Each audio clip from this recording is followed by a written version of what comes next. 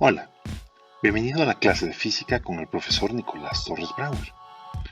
Hoy vamos a hablar sobre el plano cartesiano.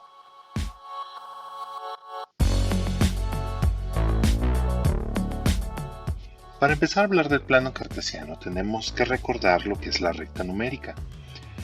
La recta numérica es esta sucesión de números que aprendimos en la primaria probablemente, en donde nos decían que teníamos el 0 en una posición y a partir del 0 hacia la derecha teníamos los números positivos, como por ejemplo en este caso el 2, el 3, el 4, el 5, etc.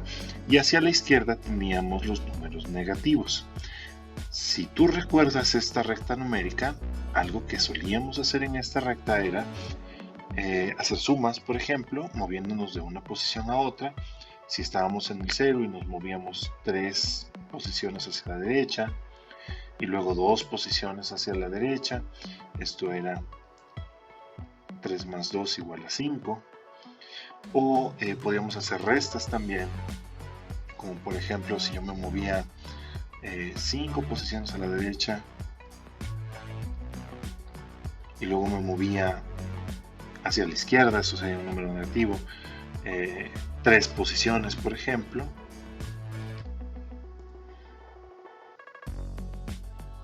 esto sería 2. Y pues básicamente para esto utilizábamos el plano cartesiano, la recta numérica. La recta numérica no es otra cosa más que una secuencia de números ordenados. Su límite, digamos, inferior es menos infinito, es decir, nunca acaba, pero de este lado están todos los números negativos. Y de este lado tenemos, a partir del 0, tenemos todos los números positivos y de este lado termina en más infinito. Como tal, la recta numérica pues es algo que ya conoces, no hay mucho más que explicar, pero es importante recordarla antes de revisar lo que es el plano cartesiano, porque sucede que a veces no nos damos cuenta de esto. El plano cartesiano en realidad no es otra cosa más que la recta numérica, pero colocada, digámoslo así, dos rectas numéricas, una arriba de la otra y con un ángulo de 90 grados entre ellas. Un ángulo de 90 grados me refiero a que aquí entre estos dos hay un ángulo de 90 grados, pero si lo analizas, este eje es una recta numérica y este eje es una recta numérica y como tal tienen las mismas reglas de la recta numérica. De este lado voy a tener los números negativos, de este lado voy a tener los números positivos y esto es para x.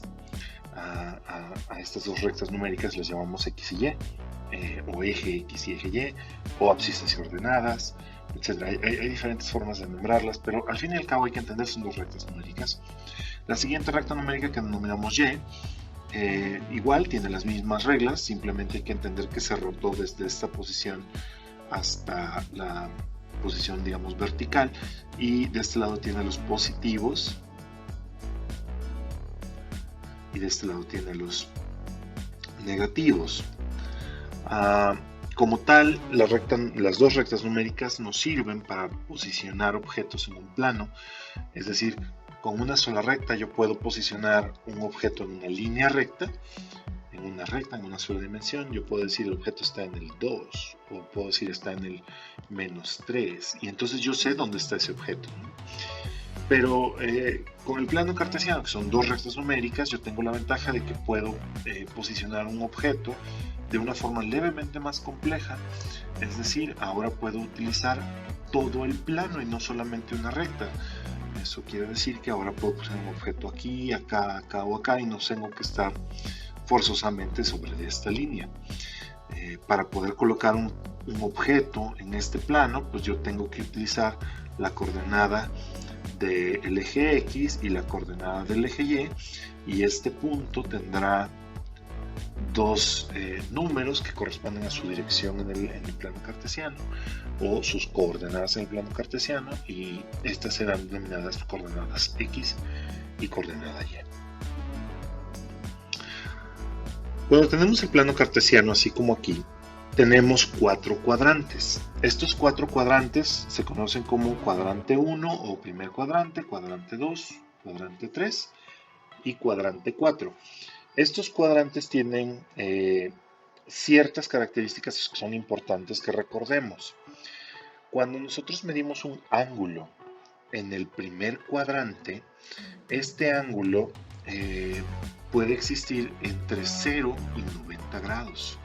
Porque se acuerdan que yo les comentaba que entre esta línea y esta línea hay 90 grados. Bueno, este vector que está aquí en color verde únicamente puede tener 90 grados o hasta, digamos, 89 grados y seguir dentro del primer cuadrante. Todo esto de aquí es el primer cuadrante.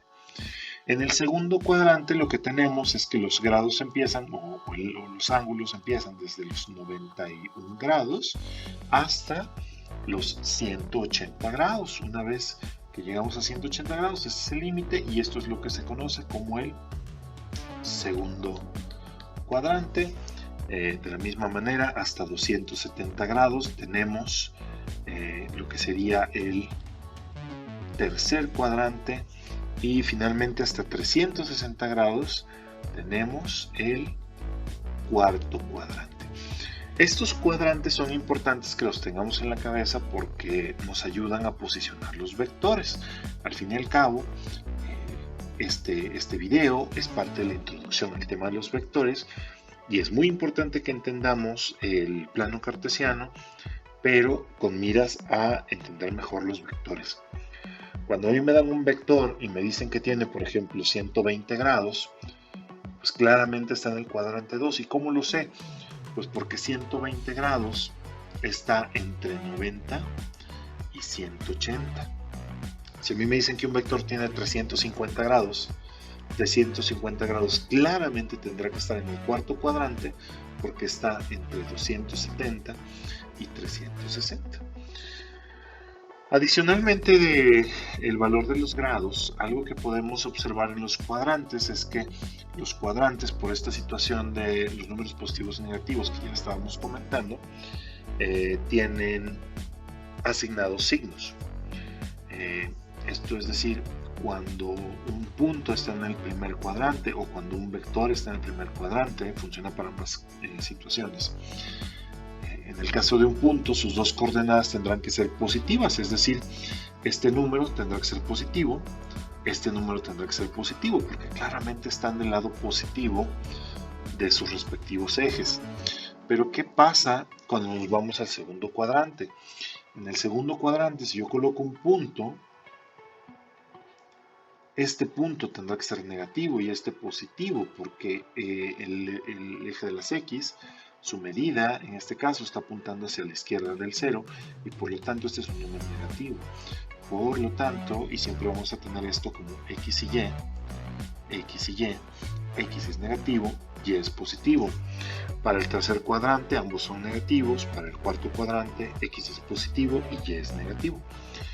No hay que olvidarnos de esto porque posteriormente, cuando sumemos vectores, esto va a ser crucial para determinar en qué cuadrante se encuentra un vector. Es decir, cuando yo tengo un vector, y esto probablemente todavía no lo sepas si es que no has visto el video de componentes de vectores, pero si yo tengo un vector y descompongo en sus componentes, cosa que ya aprenderás después, esas componentes son vectores que quedan sobre los ejes aquí y aquí. Y estos vectores tienen signos positivos en este caso o negativos en este caso.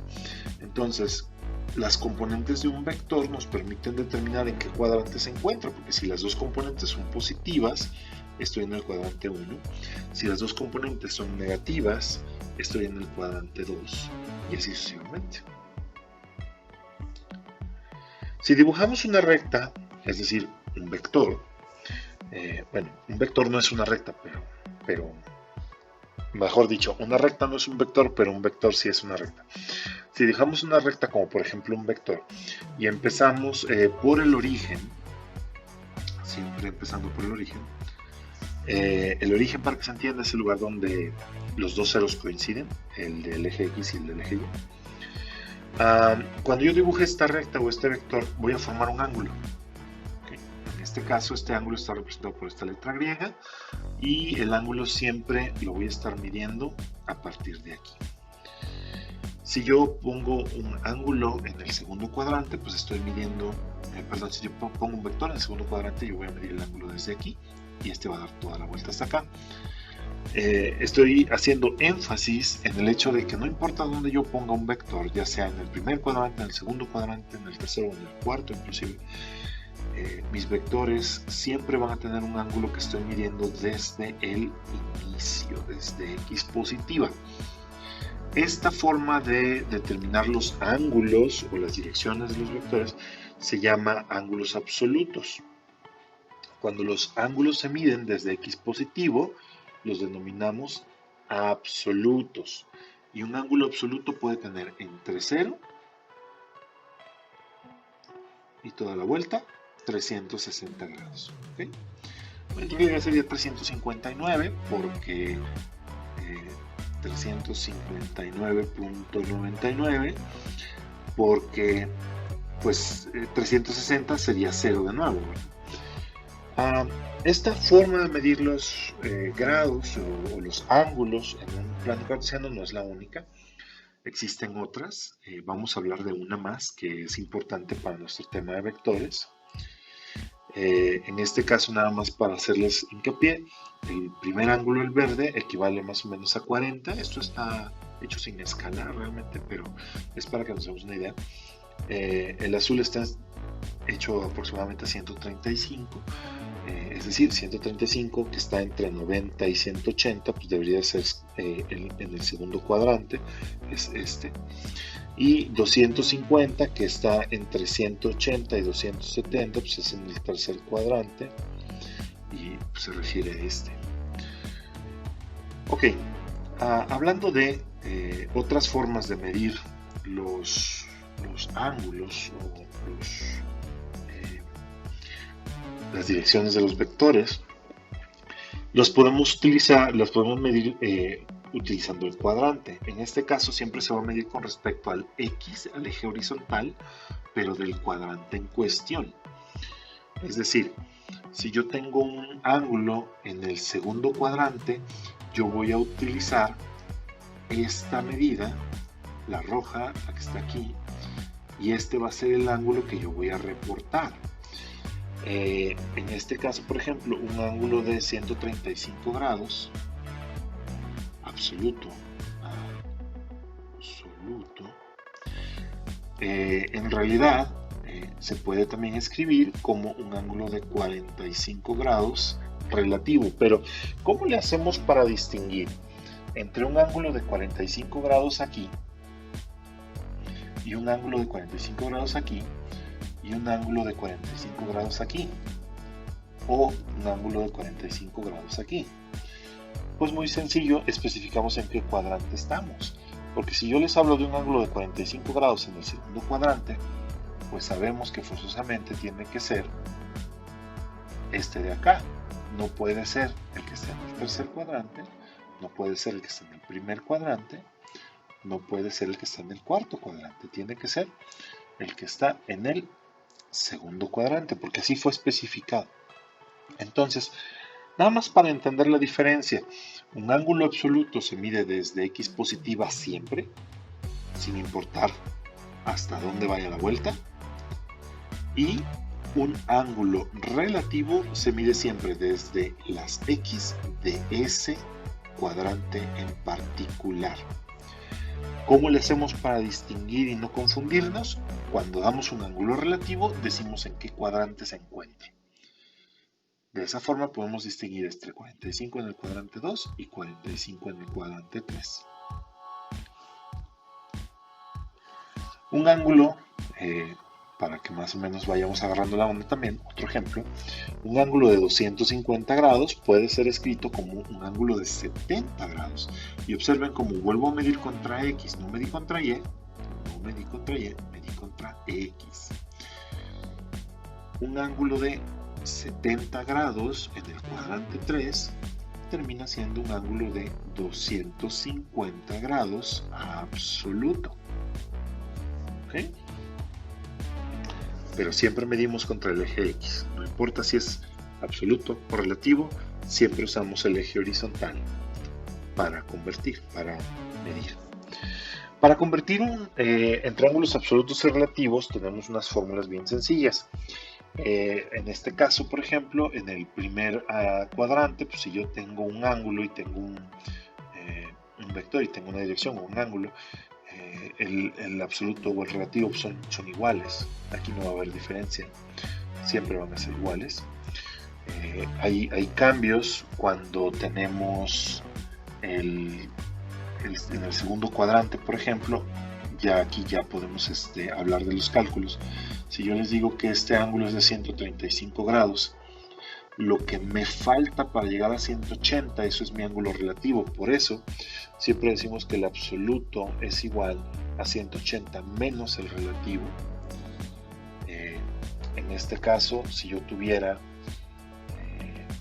un vector en el tercer cuadrante y yo tuviera todo este ángulo relativo, perdón, absoluto, el ángulo relativo sería solamente una fracción, un pedacito de este ángulo, y por eso decimos que en este caso el absoluto es 180 más el relativo, es decir, 180 más este pedazo. Y finalmente en el último cuadrante, en el cuarto cuadrante, si yo tengo un vector hasta acá, a mí me falta este pedazo para llegar a 360, por lo tanto la fórmula sería absoluto igual a 360 menos el relativo. Todo esto va a ser extremadamente útil cuando empieces a sumar vectores, en particular por el método de las componentes, porque cuando termines de realizar el método vas a tener que determinar dos cosas. Una, en qué cuadrante está el vector, lo cual lo vas a hacer con los signos de las componentes. Y dos, una vez que tengas el ángulo de ese vector o la dirección de ese vector, el método que te voy a enseñar te lo va a dar como relativo. Y tú vas a tener que calcular el ángulo absoluto dependiendo de en qué cuadrante, si está primero, segundo, tercero o cuarto cuadrante, dependiendo de en qué cuadrante se encuentre el vector. Eso es todo por la clase de hoy. Espero que te haya servido mucho, que te haya quitado dudas. Gracias por tu atención. Si te queda alguna duda, puedes contactarme a través de mi email o a través de mi cuenta de Twitter. Y por supuesto, puedes dejar un comentario en el video en YouTube. Muchas gracias. Nos vemos en la próxima.